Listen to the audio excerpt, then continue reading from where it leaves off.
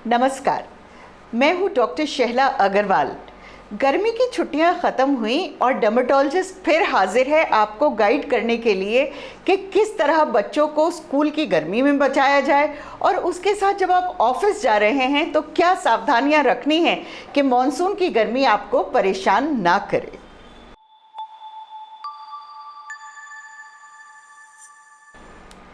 छुट्टियां चाहे ख़त्म हो गई हैं लेकिन गर्मी अभी भी ख़त्म नहीं हुई है और बल्कि ये जो बरसात की गर्मी होती है इसमें उमस बहुत बढ़ जाता है। टेम्परेचर चाहे आपको 35-36 नज़र आ रहा है लेकिन एक टेम्परेचर हम नापते हैं जिसको वेट बल्ब टेम्परेचर बोला जाता है। वेट बल्ब टेम्परेचर का मतलब होता है कि जो थर्मामीटर है उसके ऊपर एक गीला कपड़ा लगा दिया गया और देखा गया कि वो कितनी देर में सूखा हुआ। इसका मतलब ये है कि जब चारों तरफ नमी ज़्यादा होती है तो शरीर को अपने आप को ठंडा रखने के लिए ज़्यादा मेहनत करनी पड़ती है। तो डिहाइड्रेशन और उसके साथ साथ हीट स्ट्रेस, इन सब के चांसेस बहुत ज़्यादा बढ़ जाते हैं इस तरह के मौसम में। तो बैक टू स्कूल बच्चे तो जा रहे हैं लेकिन आपको क्या करना है कि अभी तक वो जो गर्मी की छुट्टी में घर के अंदर थे सडनली ज़्यादा परेशान ना हो जाएं। तो स्कूल जाने के लिए क्या तैयारी करनी है? नई यूनिफॉर्म खरीदनी है, खरीदिए लेकिन एक साइज़ बड़ा खरीदिए। देखिए बच्चों की तो बढ़ती उम्र है, बच्चे ये यूनिफॉर्म फिर अगले साल भी काम आ जाएगी, नहीं तो सर्दी में काम आ जाएगी जब मैं आपको बोलूँगी कि टाइट यूनिफॉर्म पहनाइए। तो बरसात के मौसम में हमेशा ढीले कपड़े होने चाहिए और स्कूल की यूनिफॉर्म मैंने देखे हैं कि ज़्यादातर थोड़े से सिंथेटिक होते हैं। उस सिंथेटिक के साथ दिक्कत क्या होती है कि वो पसीने को एब्जॉर्ब नहीं होने देती और घमौरियाँ और इस तरह की परेशानियाँ बच्चों में ज़्यादा बढ़ने लगती हैं। तो ढीली यूनिफॉर्म लीजिए और उसके साथ साथ नीचे जो होइजरी के कपड़े होते हैं जैसे कि टी शर्ट है या बनियान, लड़कियों में जो शमीज़ होती है वो ज़रूर पहनाइए।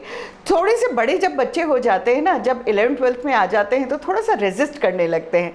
थोड़ी सी उन्हें अगर आप लॉजिक बताएंगे तो चीज़ें सब कुछ सही रहेंगी। ठीक है, बनियान नहीं पहन रहे, टी शर्ट पहना दीजिए, फैशन का फैशन, लेकिन वो पसीना जज्ब करता रहेगा।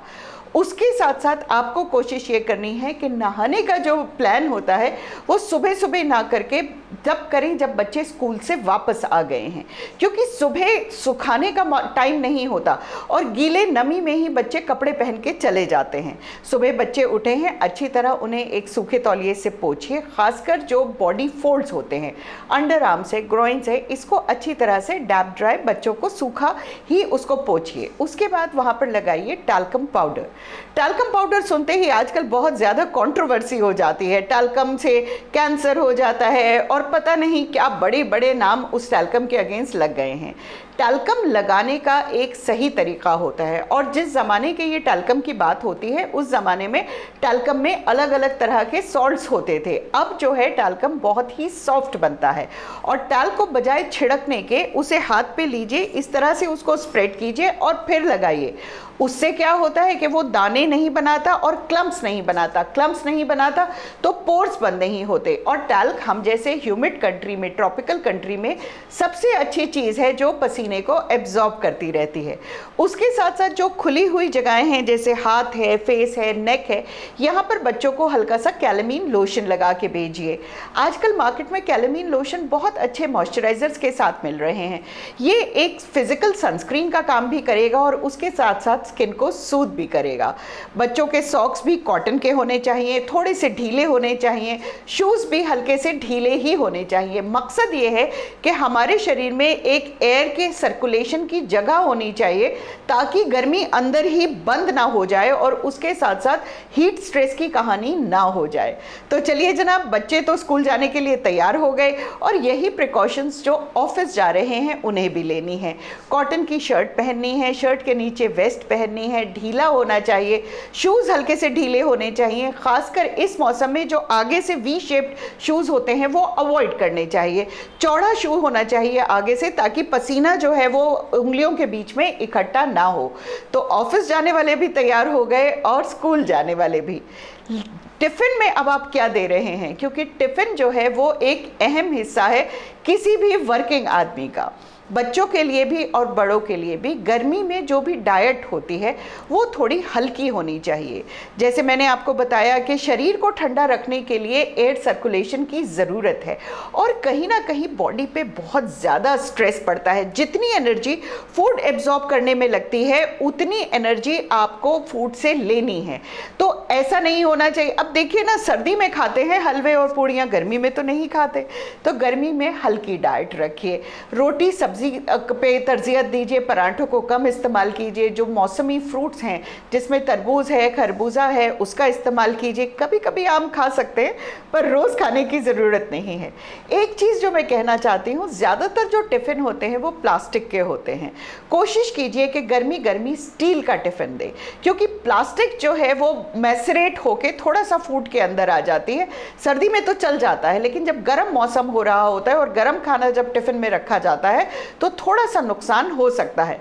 मैं कभी भी किसी को डराना नहीं चाहती हूँ। ये कोई अलार्म नहीं है कि अगर आपने ऐसा कर दिया तो कुछ बहुत बड़ा नुकसान हो जाएगा, लेकिन फ़ायदे की बात करने में आखिर क्या नुकसान है। चलिए, स्कूल पूरा हो गया, टिफ़िन पूरा हो गया। अब आप बच्चों को लेने जा रहे हैं दोपहर को बस स्टॉप पे। जब आप दोपहर को बस स्टॉप पे जा रहे हैं तो आपको क्या प्रिकॉशन करनी है और बच्चों के लिए क्या ध्यान रखना है।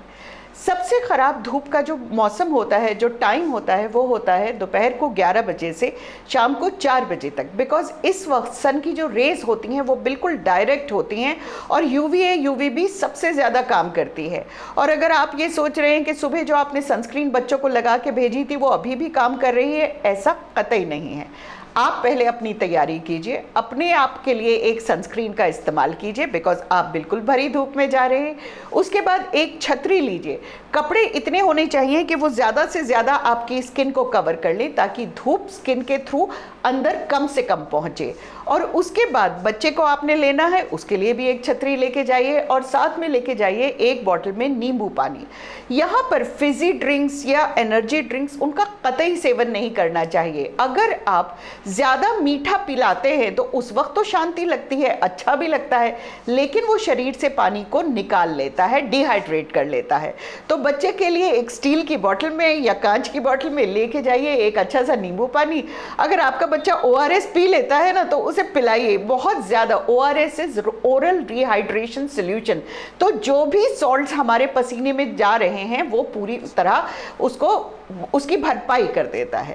घर आ गए वापस, बच्चों को एक ठंडी जगह बिठाइए, कूलर के आगे बिठाइए, पंखे के आगे बिठाइए। एकदम AC में नहीं चले जाना चाहिए, बिकॉज टेम्परेचर चेंज बहुत ज़्यादा हो जाता है। अगर बच्चे के बाल बड़े हैं, लड़कियां हैं, चोटियां बंधी हुई हैं, तो बाल खोलिए, उन्हें हाथ से इस तरह फैलाइए ताकि जो पसीना आया है वो पूरा सूख जाए। उसके बाद कपड़े चेंज करें, और उसके बाद दोपहर का खाना खिलाने के बाद शाम को जब बच्चे 5 बजे उठते हैं तब नहाने धोने का काम करना चाहिए। और नहाकर आपको कोशिश करनी है कि बच्चे की बॉडी को पूरी तरह सुखाया जाए, तौलिए से सुखाया जाए। और बालों के साथ क्या है कि अगर आप उसको वहीं छोड़ देंगे तो मौसम ऐसा है कि वो खुद सूखने में बहुत वक्त लगाते हैं और नमी वहीं की वहीं रह जाती है। और जब बालों की जड़ में नमी इकट्ठी हो जाती है तो ये डैंड्रफ का बायस बन जाता है। तो सुनने में लगता है कि मैम क्या बोल रही हैं, लेकिन अगर आप एक हेयर ड्रायर से फिंगर ड्राई करके बालों की जड़ को सुखा सकते हैं, बाल पूरी तरह सूख जाएंगे। और अगर आप गीले बालों में ड्रायर कर रहे हैं, कोई नुकसान नहीं होता है, क्योंकि वो ड्रायर सिर्फ इवेपोरेशन करता है, जो गीलापन रहता है उसको दूर करता है। तो इस तरह आपने बच्चों की पूरी दिनचर्या को पूरा कर लिया। हर संडे को कोशिश करेंगे कि जो आपके यूनिफॉर्म के जूते होते हैं उनको बाहर धूप में रखें, क्योंकि उनमें भी नमी इकट्ठी हो जाती है। सॉक्स और अंडरगारमेंट्स हमेशा कोशिश कीजिए कि आयरन करके पहनाएं, क्योंकि जो बाहर सूखे हुए भी कपड़े हैं उनमें भी कहीं ना कहीं नमी रह जाती है। तो बात यह है कि हमें अपने शरीर को हेल्प करना है कि वो हमारा इंटरनल टेम्परेचर को मेंटेन करे, चाहे बाहर कितनी भी उमस और नमी हो। और उसके साथ साथ हमें अपनी इंटरनल जो हमारी इम्यूनिटी है उसको विटामिन C से, नॉर्मल फ्रूट से बहुत ज़्यादा तंदुरुस्त रखना है, ताकि कोई भी फंगस बैक्टीरिया अगर इस मौसम में बाहर घूम भी रहा है वो हमें परेशान ना कर सके। तो मॉनसून को एंजॉय कीजिए, लेकिन मॉनसून पे थोड़ा सा ध्यान ज़्यादा रखिए।